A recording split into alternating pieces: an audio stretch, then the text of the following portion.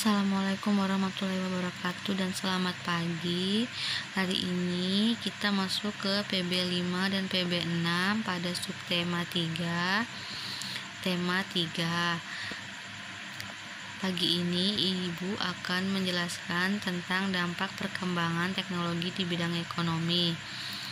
Tentu kalian sudah banyak tahu kan apa saja perkembangan bidang teknologi di bidang ekonomi, contohnya seperti radio, televisi, telepon, smartphone, dan benda lainnya yang bisa dengannya kalian bisa mendapatkan informasi. Nah,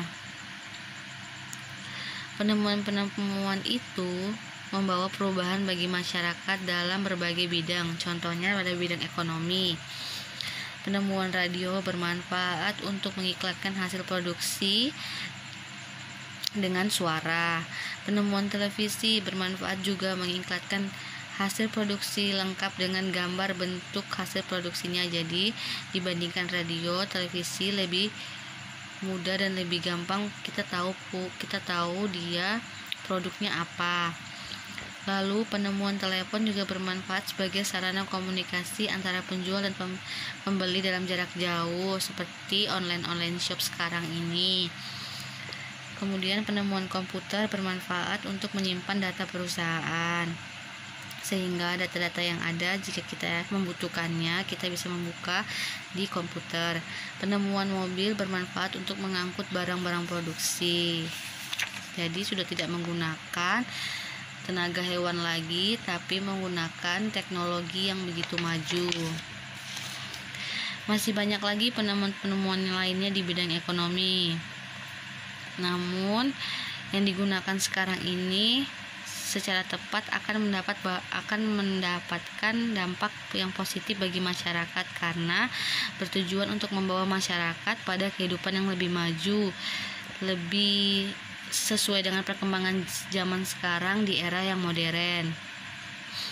Contohnya saja penemuan smartphone. Dengan benda ini sekarang orang dapat mudah melakukan jual beli online, berkomunikasi yang jauh-jauh, yang dulunya tidak tahu keluarga, yang dulunya hanya menggunakan fax, sekarang kita sudah menggunakan smartphone yang bisa video callan. Lalu kemudian ini adalah beberapa contoh penemuan-penemuan yang lainnya. Dan untuk ayo menambah wawasan, kalian bisa baca sendiri ya. Kemudian kita masuk ke PB 6. Pada PB 6 Ibu akan menjelaskan tentang menggunakan kosakata baku dan kalimat efektif dalam poster. Jadi dalam membuat poster, kita juga bisa menggunakan kosakata yang baku dan kalimat yang efektif.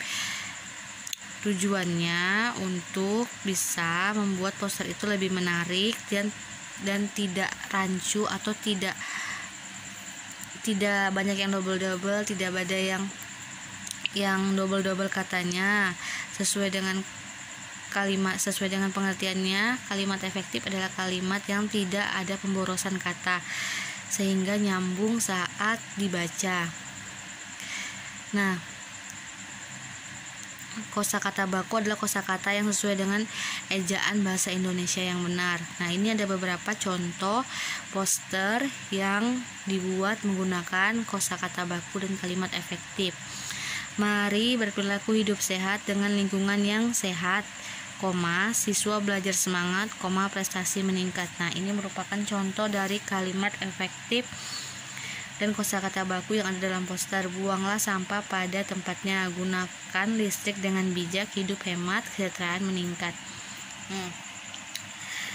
Poster itu dibuat untuk mengajak pembacanya agar melaksanakan apa yang dilakukan. Jadi di dalam poster itu tidak perlu adanya kalimat yang berulang-ulang, tidak perlu adanya pemborosan kata, dan kata-katanya harus sesuai, nyambung, sehingga yang membacanya juga enak, dapat melakukannya. Ya, ini contoh-contohnya. Kemudian untuk KD pelaksana hak dan kewajiban yang bertanggung jawab, kalian bisa baca di sini. Kemudian untuk yang KDPJOK juga kalian baca. Kenapa ibu tidak menjelaskan semua KD-nya? Karena kita lagi ngejar materi, karena sebentar lagi kita akan pelaksanaan ujian akhir semester, jadi kalian harus sampai ke tema 4. Maka dari itu ibu nggak akan menjelaskan semua KD-nya, karena ibu tahu kalian pasti membaca bukunya. Sekian dulu materi untuk hari ini. Insya Allah kita akan masuk ke tema 4. Assalamualaikum warahmatullahi wabarakatuh.